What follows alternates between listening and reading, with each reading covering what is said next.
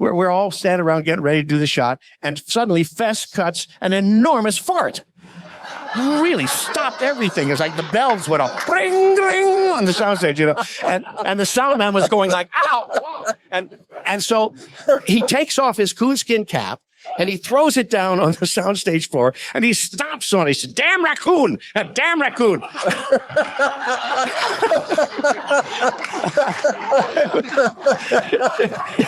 It was then that I knew I was going to have fun on the shoot, and I really did.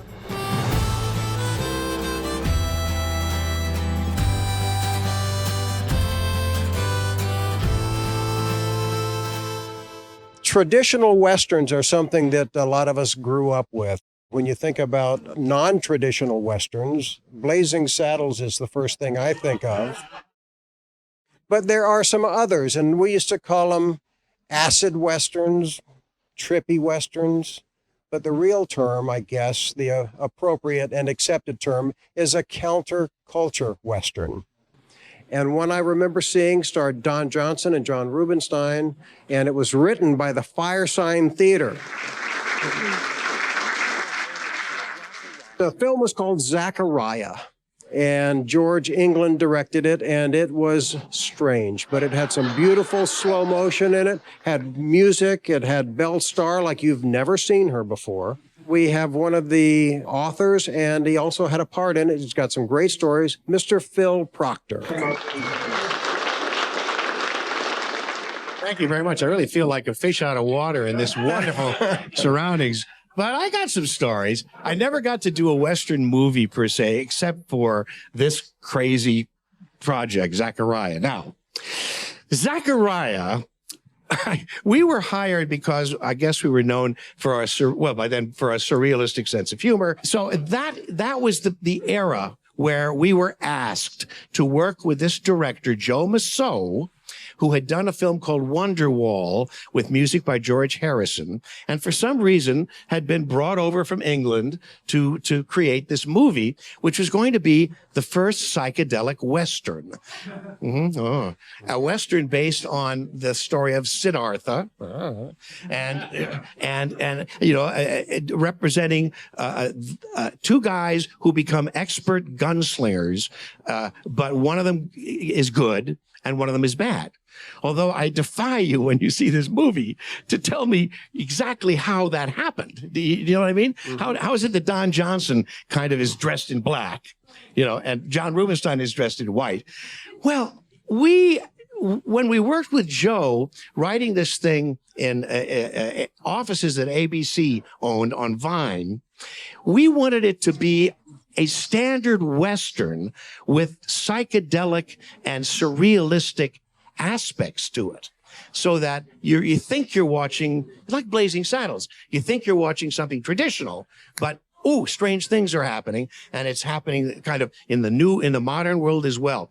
Massot wanted to cast as Belle Starr Brigitte Bardot, and he wanted to cast as the lead ZACHARIAH, John Rubinstein's part, Bob Dylan. Okay, and that's where we kind of came on board. Brigitte Bardot, Bob Dylan, sign me up, you know. So, well, it went through a slight transformation when Massot quit the movie.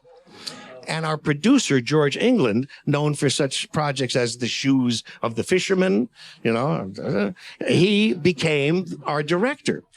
So suddenly this script that we're working on, which was quite zany and psychedelic and involved like a shootout between two guys where the bullets were slowing down because of their minds and were coming like very slow, you know, like a CGI movie with no CGI. You know, how are we going to do it? I don't know. But we wrote all this great stuff.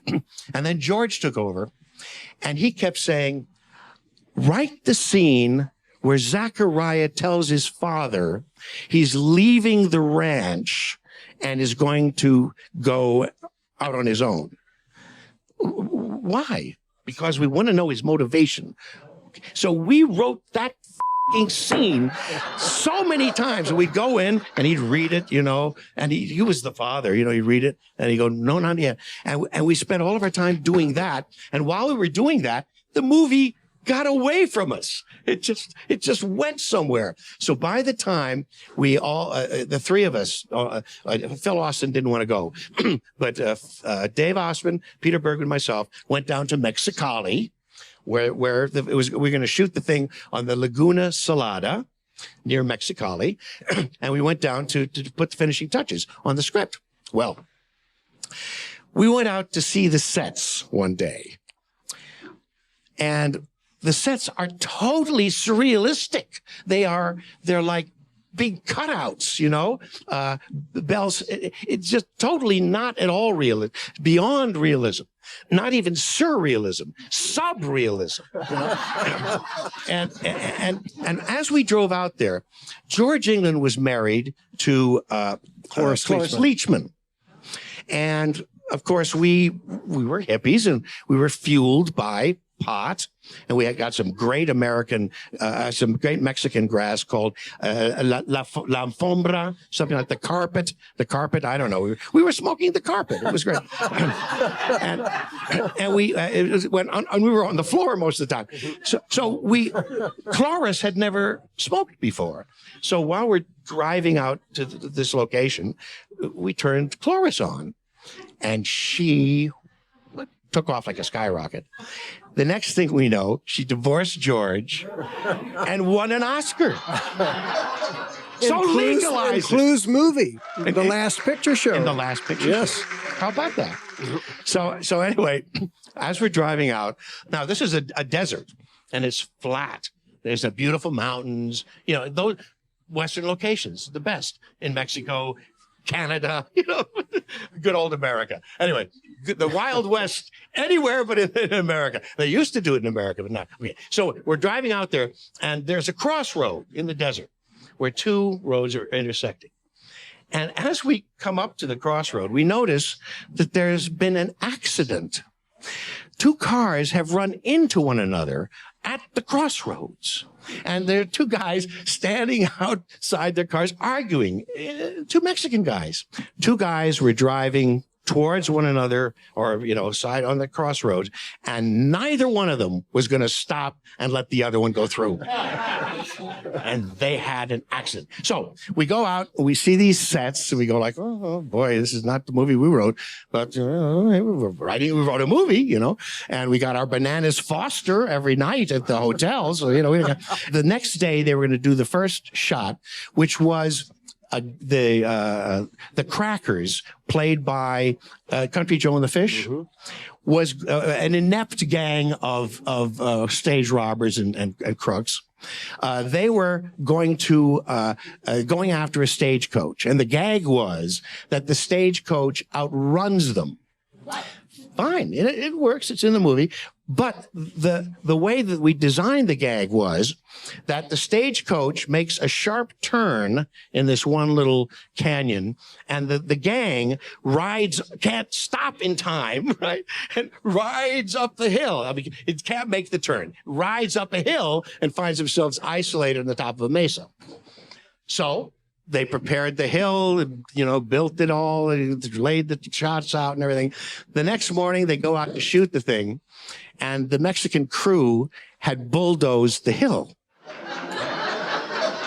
There, you can't shoot because there's a hill there. We got rid of the hill. Now you can shoot, you see? So the gag looks different in the movie.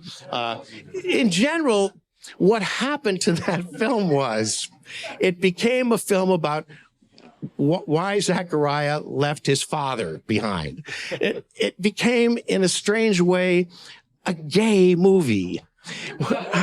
When you see, first of all, they cast these two beautiful young men, wonderful actors, Don Johnson, John Rubinstein. John Rubinstein was Pippin on Broadway, you know, both very, very handsome, young, skinny guys.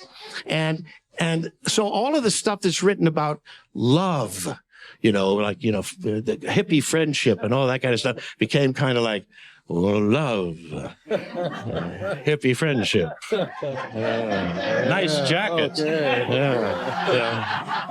play with my fringe. And the whole trajectory of the movie kind of changed. So it's a movie of mixed blessings. There's some great music in it. Dick Van Patten speaks some lines that I wrote from a character called Ralph Spoilsport that I created quite wonderfully. And every once in a while, there's a little flash of the surreal reality of the way what the movie could have been. Were you given a part in it also? So I'm a priest in one little scene, and Bergman plays a bank teller, and he's being held up and everything. But it was a movie that took a funny twist into an entirely different thing. Believe me, all of us who've worked in films, either as an actor or as a producer or director, the movies can go in quite a crazy direction and not at all what you signed up for. Tell us about Daniel Boone. Yeah. There was one that he did. I was cast as a French chef who had to pretend he was the King of France in Boonesboro. And it was a great script and a great little part for me. And of course, the first day I worked with Fess Parker, the great Fess Parker, we were in the stagecoach, in a soundstage, in a stagecoach. Rosie Greer was knitting, I remember. Anybody worked that show? Rosie would knitted between scenes. And Fess is, we're all standing around getting ready to do the shot. And suddenly Fess cuts an enormous fart. Really stopped everything. It was like the bells went off, ring, ring, on the soundstage, and the sound man was going like, ow, ow. And so he takes off his coonskin cap and he throws it down on the soundstage floor and he stomps on it. He said, damn raccoon, and damn raccoon.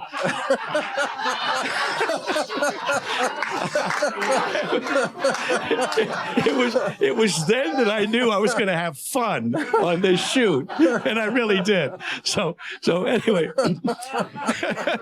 the reason that I got involved with the Firesign Theater in the first place, which is a 4-man satirical comedy group, Monty Python before Monty Python.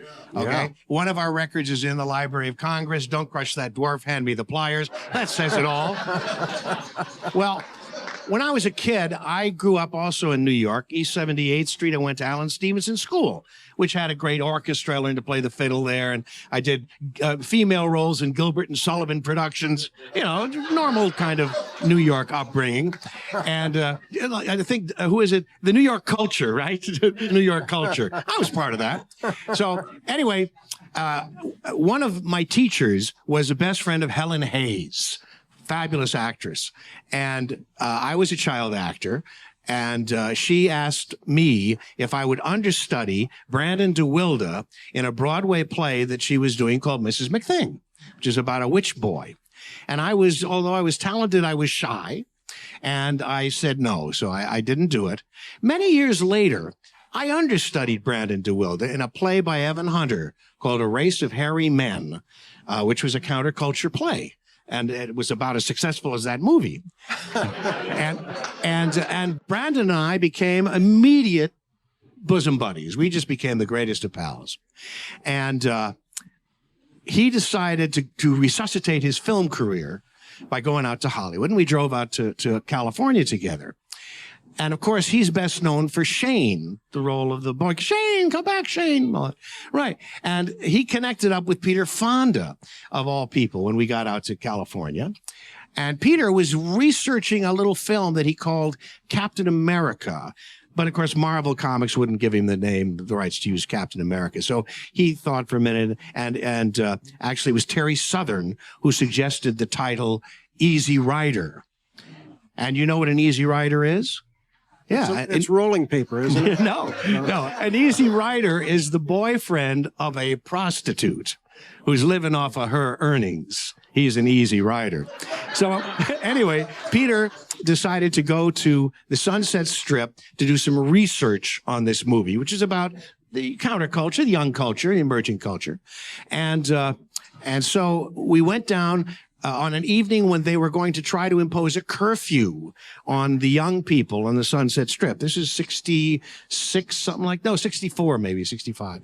And And so there were thousands and thousands of kids all gathered together. This is in the 60s. So it's, it was the kind of a nice haze of pot smoke everywhere. And, and we're all out in the street, and they had the LA police on one end of the Sunset Strip and the sheriffs on the other.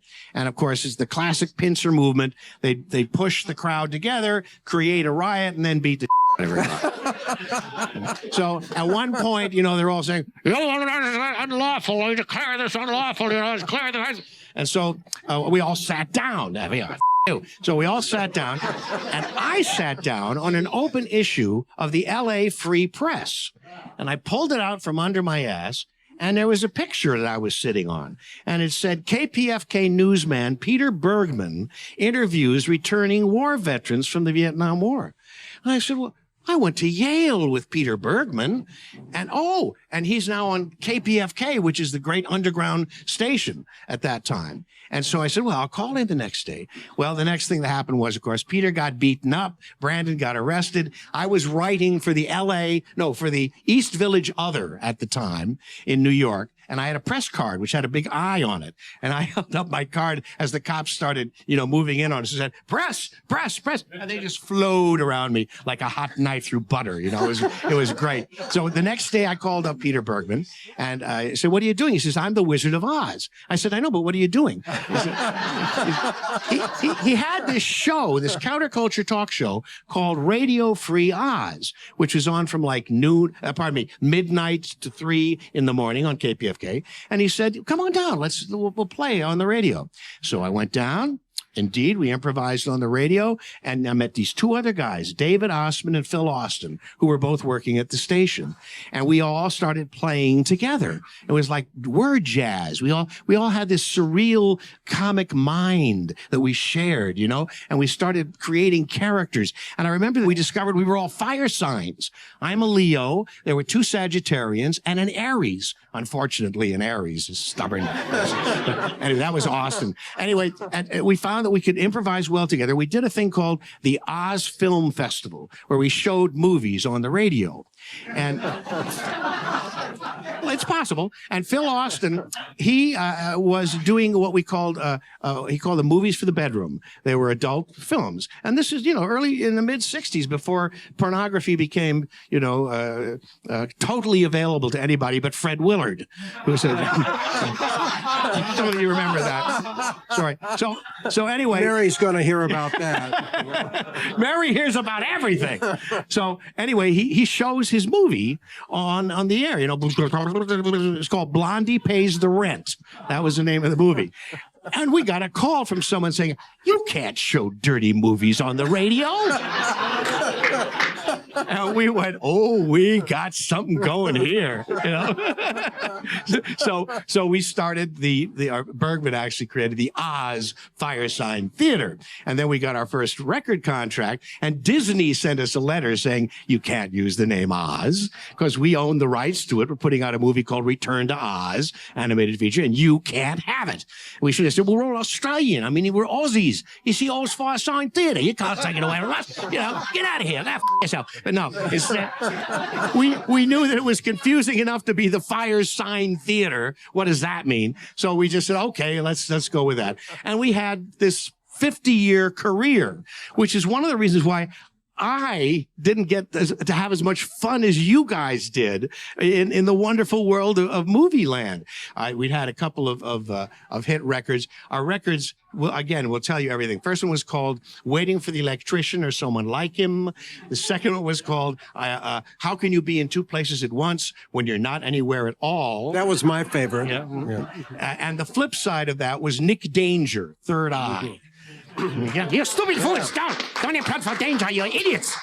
I was Rocky Rococo, the villain in that one, and that was the one that really resonated with the nation because we were parodying old detective radio shows and movies, and everybody could understand that. And so, but we were taking it way out and going really crazy. We invented the long form comedy album, which was multi-layered with music and sound effects and Foley and Walla and multiple stories. And like like the Pythons. We did all of the voices, ourselves and everything. Although we also brought women into it and had singing and music with women, wives, particularly wives. So anyway, and then the next one was called Don't Crush That Dwarf, Hand Me the Pliers. And that's the one that really caught her. That's the one that's in the Library of Congress right now. That was a parody of television, watching television. And we kind of invented the idea of a remote control so we could go from one cut to another. Just take people on a surrealistic journey through a television set that told a complicated and multi-layered story that had a plot that ended up. And we also had the guy watching the television who would fall asleep in front of it and dream himself into the scenes. And he was also an old actor at this point, and he was watching his old movies on television. You see, High School Madness is one of his films. So it was a wonderful opportunity to really get into the concept of entertainment, media, and how media was changing the way we all think and how advertising was changing. It was very successful. And then the next one was called I Think We're All Bozos on This Bus. And later in my career, I did a lot of voiceover work, and I was doing voices for Pixar movies, the early ones, Toy Story and Finding Nemo and Monsters Incorporated and everything. And I got to meet Steve Jobs at a cast and crew screening up in City Hall in San Francisco, A Bug's Life. And there he is, there's Steve Jobs. And hi, Steve, nice to meet you. And he says, I'm a big fan of yours. I said, what? He said, Firesign Theater fan. Well, if you have an iPhone and you say to Siri, this is Worker speaking, hello, she will say to you, hello, Clem, what service can I perform for you?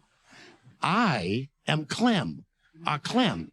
And it comes off of that album, I Think We're All Bozos on This Bus, which was predicting the computer revolution in 1970, 71. And it inspired him to do what he was doing. I don't know why I wasn't in that movie. Bruce, you probably got the part I was going to... Anyway. You've done so much cartoon voice work, too. Mm-hmm. And I was looking through your credits, and he has been in all of the big ones, but over 200 credits. Yeah, I'm probably best known for Howard in the Rugrats, if any of you have kids, right? I'm the father of Phil and Lil. But I've done lots of wonderful, fun voices and villains in games and things like that. But the Drunken French Monkey, I am a social drinker. I got the part because I did a lot of research and development to before the first reading. And we did 5 of those movies. It's the Eddie Murphy, Dr. Dolittle series. And the wonderful thing about voice work particularly is you can improvise, you can do take after take and play with the character and play with the things that you're doing, which is, and you don't forget your lines because they're all written down in front of you. I recommend any of you guys get into the voiceover industry. It's a ball. So anyway, I am so proud and happy to be a part of this gathering. And I think we're going to have to come back and sit in this audience and have some more fun with everybody because it's just been wonderful. Thank you. Thank you for doing it. Thank you, Philip.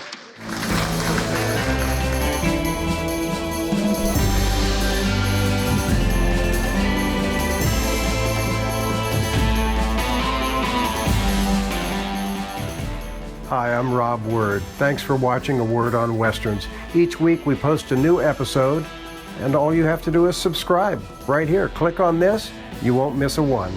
Adios.